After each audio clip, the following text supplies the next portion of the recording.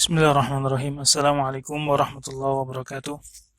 Alhamdulillah wassalatu wassalamu ala Rasulillah wa ala alihi wa sahbihi wa man sara ala nahjihi wa sanna bi sunnatihi ila yaumil.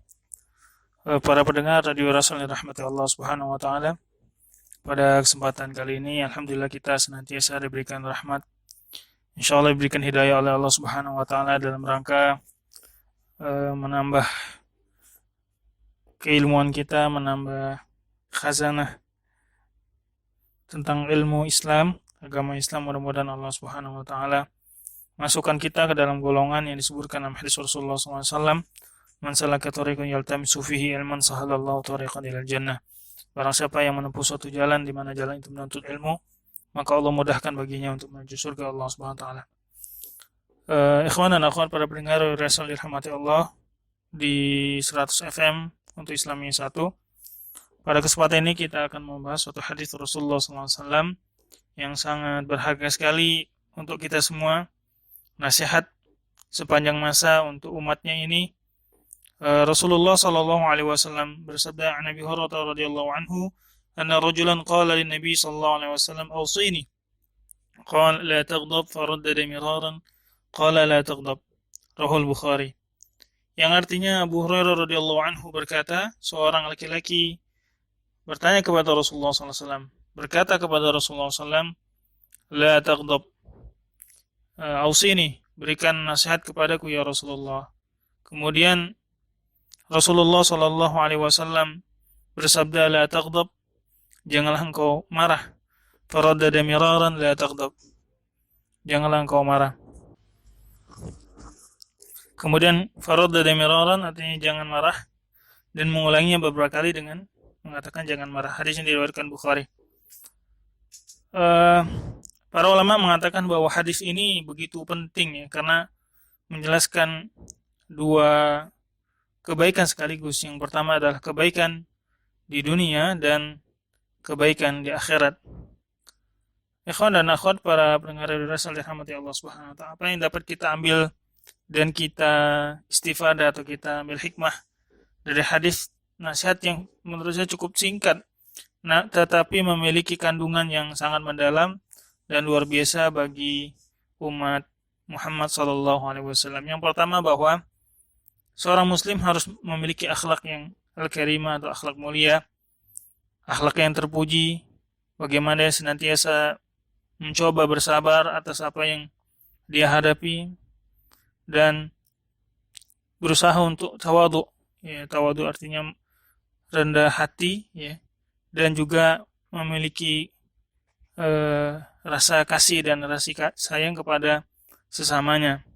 Dan juga seorang muslim menahan diri untuk tidak melukai orang lain, mencelakakan orang lain, menjadi pribadi-pribadi yang pemaaf, penuh kesabaran dan mampu menahan emosi. Dan inilah yang pernah dilakukan oleh Rasulullah Sallallahu Alaihi Wasallam.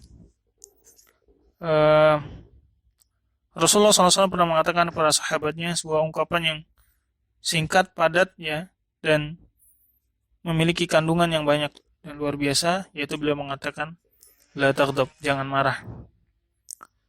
Kemudian yang kedua, bahwa yang dapat kita simpulkan adalah bagaimana ini sikap kerinduan para sahabat kepada surga. Itu pun yang mesti dan juga kita lakukan sebagai seorang muslim, sebagai umatnya Nabi Muhammad SAW. Kita rindu kepada surganya Allah Subhanahu wa taala. Bagaimana pesan yang disampaikan oleh Rasulullah SAW ini ditujukan kepada orang-orang yang bertanya, meminta nasihat, ya, agar dengan nasihat itu dia bisa menggapai surga Allah Subhanahu wa taala.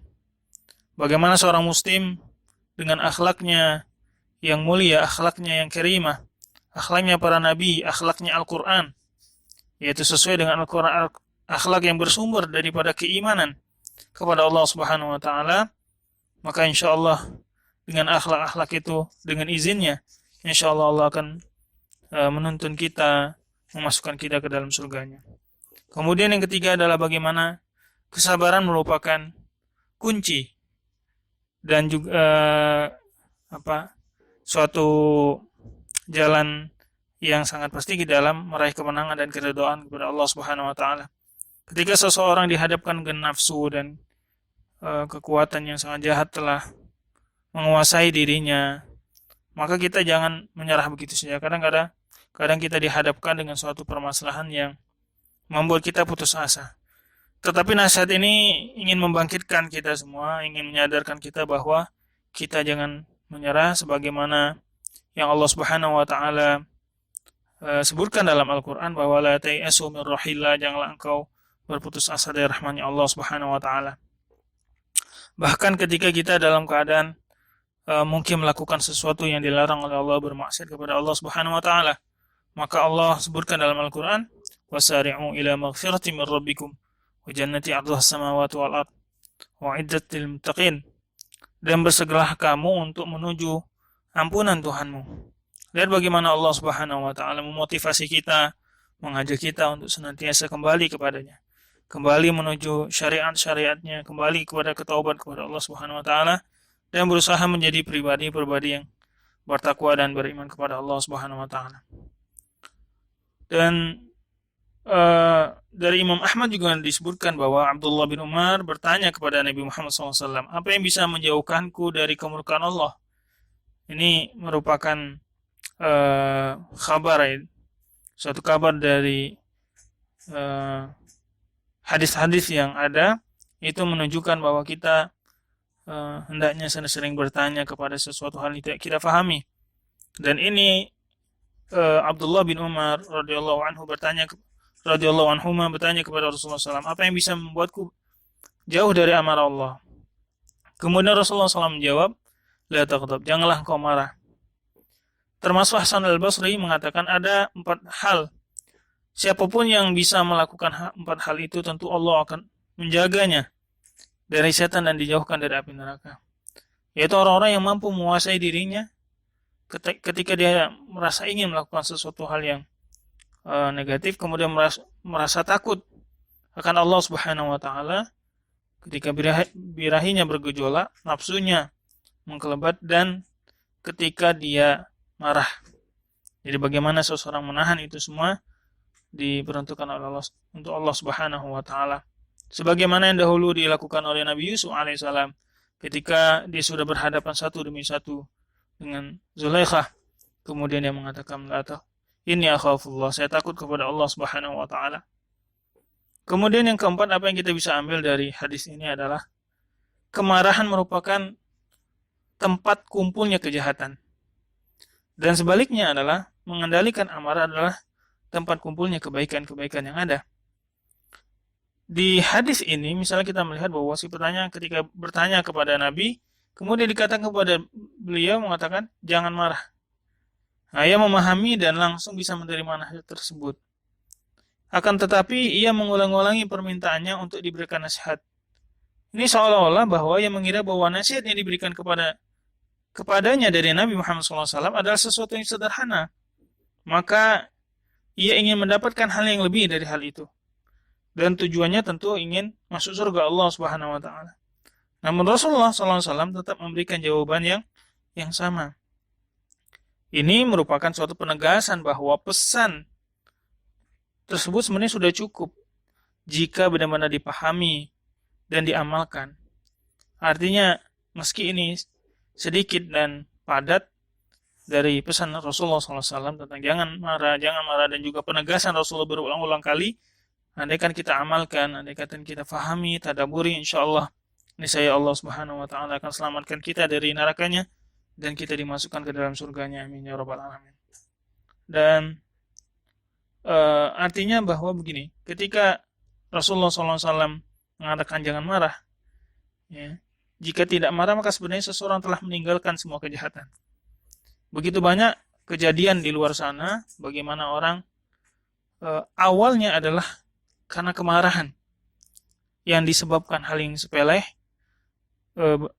kesenggol mobil, atau padahal sesuatu yang mungkin ketika satu sama lain saling memaafkan, hal yang lebih besar mungkin tidak akan terjadi. Tapi karena saling marah, maka berujung bisa saling berkelahi, bahkan saling membunuh. Bahkan bisa timbul peperangan di antara negara karena gara-gara kemarahan. Dan Pernah diriwayatkan bahwa seorang laki bertanya kepada Rasulullah SAW, perbuatan apa yang paling mulia? Apa dijawab Rasul? Rasulullah SAW menjawab, akhlak terpuji, yaitu jangan kamu marah meskipun kamu dapat melampiaskan kemarahan.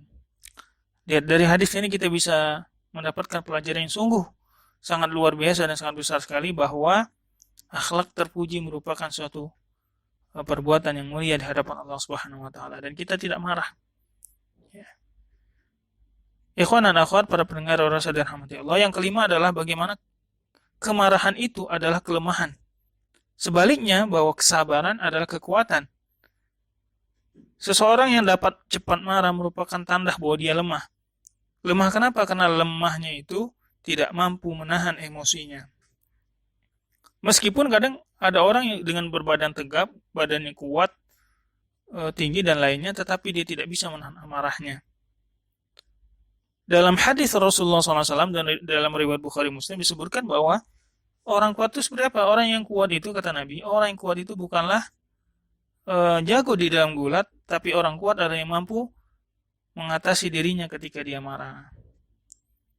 As-sabru inda sadmatil ula, bagaimana sabar ketika pertama kali dia mendapatkan suatu tantangan, ya, sesuatu ujian untuk kemarahannya.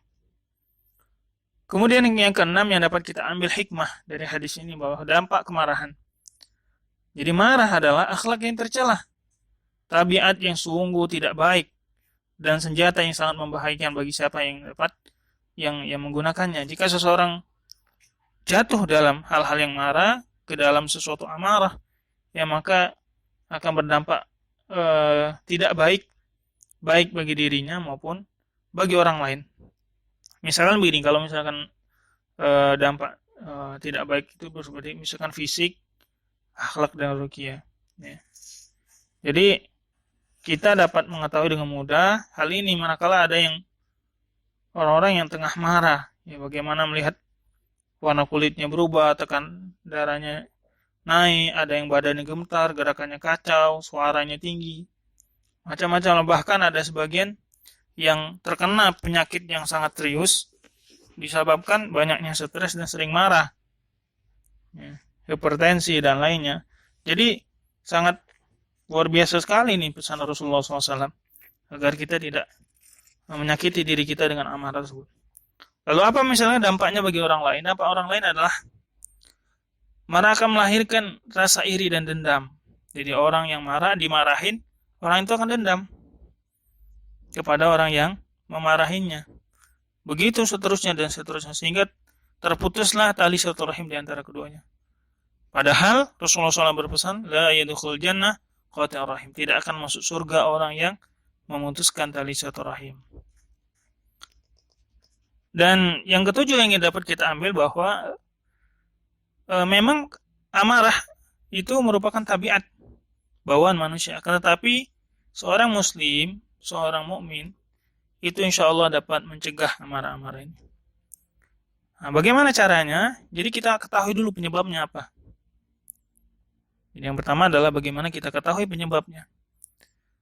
Penyebab marah ini banyak. Ada yang sombong, ya, merasa tinggi hati, atau fakhar, yang membanggakan diri, menghina orang lain, terlalu banyak bercanda, kemudian suka berdebat, di mana ketemu orang sedikit debat gitu. Kemudian melakukan sesuatu yang mungkin itu tidak bermanfaat gitu, tapi dia tetap lakukan. Atau ambisi untuk mendapatkan harta dan kedudukan. Jadi seupaya mungkin kita menjauhi dari penyebab ini. Nah, kemudian bagaimana cara kita mencegah marah itu? Mencegahnya juga, meredamnya bisa dilakukan dengan banyak cara. Misalkan begini, kita senantiasa melatih jiwa kita dengan kesabaran, lemah lembut, ya, meneladani Rasulullah, sirah-sirah Nabi. Kemudian kita selalu mengingat dampak marah itu bagaimana. Ya, nanti orang banyak marah misalkan dapat terkena penyakit dan lainnya. Kemudian yang paling penting adalah ta'awuz, mengucapkan a'udzubillahi minasyaitonirrajim. Jadi Ada riwayat mengatakan begini, bahwa ada dua orang laki-laki saling mencaci maki. Nah, mencaci makinya ini di samping Rasulullah. Salah satunya mencaci saudaranya sambil marah hingga wajahnya itu memerah. Maka Rasulullah SAW bersabda, sesungguhnya aku mengetahui satu kalimat, andai ia ucapkan tentu kemarahannya itu akan hilang. Nah, apa itu? Yaitu a'udzubillahi minasyaitonirrajim. Aku berlindung kepada Allah dari kejahatan syaitan yang terkutuk. Kalau sekali diucapkan masih juga marah, dua kali terus begitu aja sampai marahnya hilang. Atau juga bisa mengubah posisi. Jadi kita menahan marah kita, bagaimana kita mengatasi amarah kita, bagaimana kita mengubah posisi kita. Dalam suatu riwayat disebutkan bahwa Rasulullah SAW bersabda, jika seseorang di antara kalian marah, jadi dia dalam keadaan berdiri, maka duduklah. Karena kemarahan akan hilang. Jika belum juga, maka berbaringlah. Karena memang dalam kondisi-kondisi seperti itu kita mampu untuk mengendalikan. Kemudian berikutnya adalah dengan menghentikan bicara. Mungkin karena dengan tetap berbicara sangat mungkin sekali orang saling marah, saling terus gitu. Nah, sehingga Rasulullah SAW itu memberikan nasihat kepada kita, jika salah seorang di antara kamu ada yang marah, maka diamlah. Jadi misalkan ada yang marah tuh, jangan dijawab, karena kalau pas dijawab pasti tambah marah. Nah, ini benarnya hadis Nabi SAW ya. Jadi hadis riwayat Imam Ahmad, At-Tirmidzi dan Abu Dawud. Kalau mungkin dari tadi di ta'awuz dia nggak mempan, pindah posisi nggak mempan, menghentikan bicara nggak mempan, berikutnya adalah dengan berwudu. Ya. Karena yang namanya kemarahan itu ya berasal dari api yang membara-bara dalam diri manusia. Maka mudah-mudahan dengan air itu dapat memadamkan api tersebut. Dalam hadis diriwayatkan juga Rasulullah SAW bersabda, sesungguhnya amarah itu pada dasarnya adalah bara yang sedang membakar pada hati anak Adam. Nah, mudah-mudahan dengan adanya wudu itu ya dapat menyirami, membasahi sehingga yang tadinya marah sehingga nggak marah lagi. Tapi boleh nggak misalkan marah itu karena Allah? Nah, itu yang ke-8. Yang dapat kita ambil hikmahnya bahwa marah karena mencari keridhaan Allah Subhanahu wa taala itu diperbolehkan. Ya, memang marah harus dijauhi setiap muslim, adalah marah yang didasari dendam dan bukan pembelaan ajaran Allah Subhanahu wa taala. Tapi kalau misalnya kita ada orang yang mencaci maki agama, mencaci maki Allah, mencaci Nabi Muhammad SAW, kita wajib nggak membelanya, marahnya? Wajib. Karena membela kehormatan muslim yang diinjak-injak, marah yang karena syariat kita di ini, itu adalah hal yang terpuji. Ya, sebagaimana dalam surat Taubah. Allah Subhanahu wa taala firman, artinya perangilah mereka, niscaya Allah akan menyiksa mereka dengan perantaraan teman-temanmu, dan Allah menghinakan mereka dan menolong kamu terhadap mereka, melegakan hati orang-orang beriman dan menghilangkan kemarahan mereka. Misalkan dalam riwayat Muslim, dalam riwayat Bukhari juga disebutkan bahwa Rasulullah SAW lebih pemalu dari seorang gadis yang dalam pinangan. Nah, tapi lihat, jika beliau melihat sesuatu yang tidak disukai, maka kami bisa mengetahui dari wajahnya. Dalam riwayat disebutkan Rasulullah SAW tidak pernah marah, namun jika ada larangan Allah dilanggar, ada maksiat, ada kemungkaran, maka tidak ada sepun yang dapat meredam kemarahan Nabi Muhammad SAW. Hadis riwayat Bukhari dan Muslim. Ikhwan akhwan dirahmati Allah Subhanahu wa taala, begitu banyak manfaat kalau kita tidak marah. Itu. Tapi andai kata kita harus marah, maka marahnya itu mudah-mudahan karena Allah Subhanahu wa taala. Sekian yang dapat saya sampaikan, semoga dapat kita ambil hikmahnya. Subhanakallah bihamdika, asyhadu an la ilaha illa anta astaghfiruka wa atubu ilaik. Assalamualaikum warahmatullahi wabarakatuh.